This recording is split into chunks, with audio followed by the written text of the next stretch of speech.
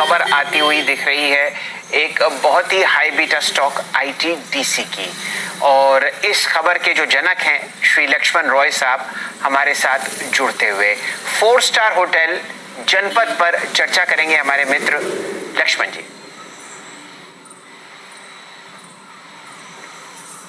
Exclusive खबर है, उसके मुताबिक आईटीडीसी के जो होटल पहले जनपद था वो जिसे अब आईटीडीसी से वापस ले लिया गया है, तो आईटीडीसी से होटल जनपद को वापस लेने के एवज में आईटीडीसी को जो कारोबार का नुकसान हुआ है उसकी भरपाई सरकार करने जा रही है। जी हां, होटल जनपद के एवज में आईटीडीसी को सरकार यहां पे मुआवजा देने जा रही है, जो सूत्रों से मुझे जानकारी मिली है। और वो जो मुआवजा है इसके लिए एक खास तौर से एक कमेटी का गठन कर दिया गया है। ये कमेटी टूरिज्म सेक्रेटरी के अगुवाई में कमेटी का गठन किया गया है और इस कमेटी में संबंधित मंत्रालय के अधिकारी रखे गए हैं। मिसाल के तौर पर इस कमेटी में आपको एक्सपेंडिचर सेक्रेटरी या एक्सपेंडिचर डिपार्टमेंट के अधिकारी हैं, हाउसिंग अर्बन डेवलपमेंट के अधिकारी हैं, साथ ही साथ एमडीसी के चेयरमैन हैं। और इतना ही नहीं, इसमें यह भी ध्यान रखा गया है कि इसमें दूसरे जो स्टेक होल्डर हैं उसको भी इसमें शामिल किया जाए। बता दूं कि 2017 में आईटीडीसी से होटल जनपद को ले लिया गया था और आईटीडीसी से होटल जनपद को लेने से ऐसा माना गया था कि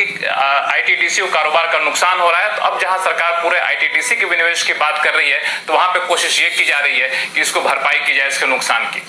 चलिए, होटल जनपद के बारे में मैं आपको बता दूं, ये जैसा कि आपको नाम से ही विदित है, आपको जुड़ा हुआ दिखेगा जनपद पर, जो कि हमारे पार्लियामेंट से बिल्कुल सटा हुआ है। और जब भी आप पार्लियामेंट सेशन देखते हैं तो बहुत सारे एमपीज जो आपको अलग अलग क्षेत्र से आते हुए दिखते हैं उनको इस होटल में रुकवाया जाता है। 3 फ्लोर का ये होटल है और यहाँ पर समझिए लगभग 300-350 कमरे हैं। चंदन तपड़िया साहब, आईटीडीसी में बहुत दिनों बाद एक रौनक आती हुई, बताइए चार्ट्स पर कैसा लगता है? 415, अब जो चीज 2017 में गई थी इनसे, उसका मुआवजा आता हुआ दिखेगा। देखिए, आईटीडीसी का पैटर्न काफी अच्छा बना है और ये काउंटर मेरे हिसाब से पिछले लगभग 35-40 दिनों के बाद में डिसासिव वे से 410 के ऊपर होल्ड कर रहा है। इस स्टॉक का नेचर ऐसा ही है कि एक दायरे में फंसता है, फिर सडनली मूवमेंट आता है, न्यूज ट्रिगर की वजह से ब्रेकआउट दे देता है।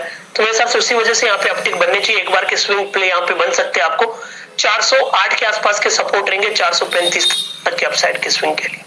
आप देखिए जिस हिसाब से ये धीरे धीरे ऊपर खिसकता हुआ दिख रहा है वीरेंद्र जी, यहाँ पर हम लोगों ने 19 जुलाई को जो हाईएस्ट लेवल देखा था वो था 421.95। जैसे ही वो आपको स्क्रीन से निकलता हुआ दिखेगा आप यहाँ पर और मोमेंटम बनते हुए दिखेंगे। लगभग समझिए 3-4 महीने से बिल्कुल फ्लैट ट्रेड, और अब लक्ष्मण जी की खबर से यहाँ पर एक नई रौनक और नई चमक आती हुई। वीरेंद्र जी, 4,10,000 शेयर की वॉल्यूम, बताइए आपको कैसा दिखता है? जी शैल जी, अच्छा दिख रहा है और खबर का असर पूरा है। और एक चीज है शैल जी, यहाँ पर एक चीज आपने नोटिस की होगी, 19 नवंबर 2019 का एक हाई था करीब 417 रुपए का, अभी ये इसको ओवरटेक कर गया 421 पे। Rajesh ji, event base move काफी स्ट्रॉन्ग आता हुआ स्टॉक डे हाई पर 420 और यस 420 पे ट्रेड करता हुआ। एक बार जरा अगर आप देखिए इसकी वॉल्यूम की टेंडेंसी को देखिए, आप कैसे समराइज करेंगे इस स्टॉक को? वॉल्यूम्स अच्छे हैं आज, और ये जो लोगों के पास डिलीवरी है या फिर जो बाय कर रहे हैं उनके लिए प्राइमरी इनिशियल टारगेट क्या होगा न्यूज फ्लो के आधार पर? 450-454 का जोन पहला वो जोन जहां पर कुछ वाइल्ड स्विंग्स हैं 24 मार्च के आसपास के या फिर 24 जून के आसपास के। वीरेंद्र जी, देखिए यहाँ पे वॉल्यूम के साथ ब्रेकआउट है और अगर आप ओवरऑल भी देखें तो ये सेक्टर टूरिज्म ट्रैवल यहाँ पे कहीं ना कहीं अच्छा मोमेंट मिल रहा है। तो मेरे हिसाब से तो यहाँ पे आपको होल्ड करना चाहिए। अगर आपको फ्रेश लॉन्ग भी करना है तो आप कर सकते हैं, लेकिन स्टॉप लॉस थोड़ा आपका डीप होगा, प्रोबेबली 400 के नीचे। लेकिन इसका टारगेट बढ़िया है। इसका टारगेट मेरे हिसाब से इसका जो रिसेंट हाई था 460 455, मुझे लगता है इस ट्रेजेक्टरी तक ये जाएगा। थोड़ा रुक के जाएगा लेकिन जाएगा जरूर, that is what the breakout is suggesting. तो मैं यही कहूंगा आप बाय करें, लेकिन स्टॉप लॉस 400 के थोड़ा नीचे रखें। अच्छा लक्ष्मण जी, जरा एक बात पता करने वाली है कि कितना मुआवजा मिलेगा। मैं इसलिए कह रहा हूं, जनपद पर अगर आप 1 गज जमीन खरीदने जाएं तो कम से कम 1 करोड़ रुपए की मिलेगी।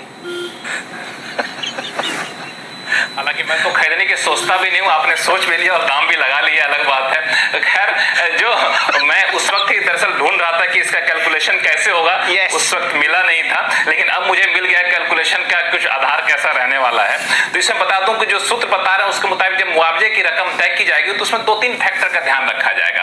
पहले ये कि ये आईटीडीसी का जो होटल था जनपद, वो जनपद होटल अगर आईटीडीसी के पास होता तो 30 साल तक उससे कितनी आमदनी आईटीडीसी को होती। तो एक मोटा मोटी आइडिया 30 साल की आमदनी से लिया जा सकता है और इसमें 5 साल का जो औसत नेट प्रॉफिट है उसके आधार पर भी इसका आकलन किया जा सकता है। और इसमें कोशिश यह है कि प्रॉफिट और आमदनी को देख करके फिर ये आकलन किया जाए कि आखिर आईटीडीसी को कितना नुकसान हुआ। इसमें डिस्काउंट फैक्टर भी कुछ हद तक रहेगा और फिर इसके आधार पर तय किया जाएगा। मुझे जहां तक समझ में आ रहा है कि इस जो कमेटी बनाई गई है, इस कमेटी से पहले एक प्रोफेशनल बॉडी से पहले ही इसका आकलन करवाया जा चुका है और अब कमेटी उस पर अंतिम मुहर लगाएगी और उसके बाद इसको आप देखेंगे कि इसका मुआवजा आईटीडीसी को मिलता हुआ दिखेगा। खास तौर से कोशिश यही होगी, जो सूत्र बता रहे हैं कि आईटीडीसी में जिस तरीके से विनिवेश पर सरकार आगे बढ़ रही है उससे पहले इस मामले को निपटा लिया जाए ताकि थोड़ा सा ज्यादा आकर्षक दिखे निवेशकों के लिए। लक्ष्मण जी आप जुड़े रहिए और ये बात मैं आपको बता दूं कि इस प्रॉपर्टी को आप दिल्ली में कहीं पे भी रेप्लिकेट नहीं कर सकते, छोड़िए जनपद।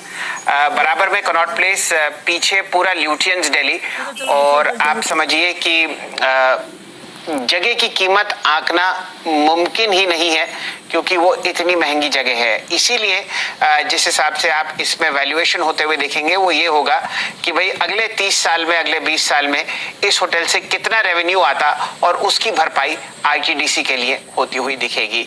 7,06,000 शेयर आपके सामने ट्रेड होते हुए 421 रुपए का प्राइस फिलहाल स्क्रीन पर दहकता हुआ 425 रुपए का उच्चतम लेवल। बहुत दिनों बाद एक हरियाली का निशान आप देख रहे हैं आईटीडीसी पर। किस हिसाब से वैल्यूएशन होगी ये तो समय ही बताएगा, लेकिन ये बात पक्की है कि लक्ष्मण जी और मैं यहाँ पर जाके एक बार एक कप चाय जरूर पिएंगे। वीरेंद्र जी।